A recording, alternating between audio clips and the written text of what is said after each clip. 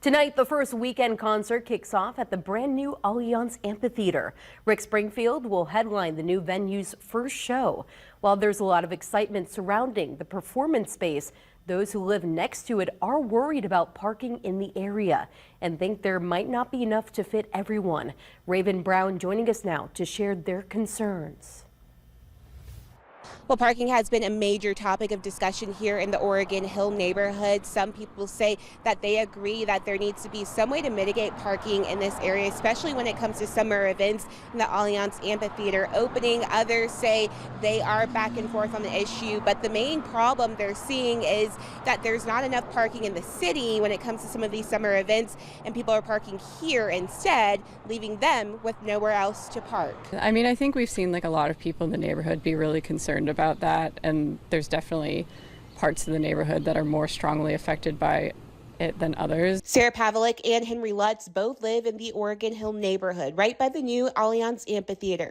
Our thought is we think once a couple of concerts happen, people will hopefully be able to get more on the same page just in terms of how much of a problem this is for the neighborhood. They say the big debate going on in the neighborhood is if they should have permanent parking spaces for residents.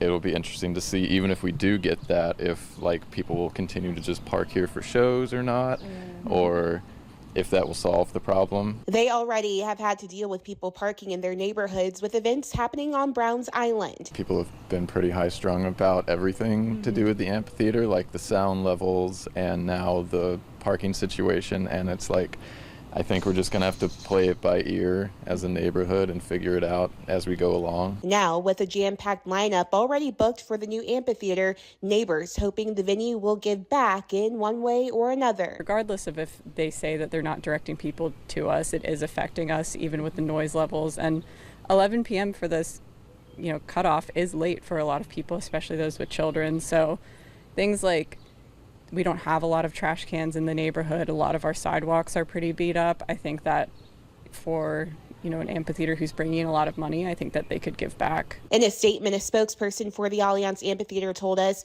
"We are collaborating with the city and local authorities to take a comprehensive approach to transportation management, making it easier for fans to arrive and minimizing the impacts on the surrounding community." And we have reached out to amphitheater organizers in the past to ask them about the parking situation or if they would add additional parking.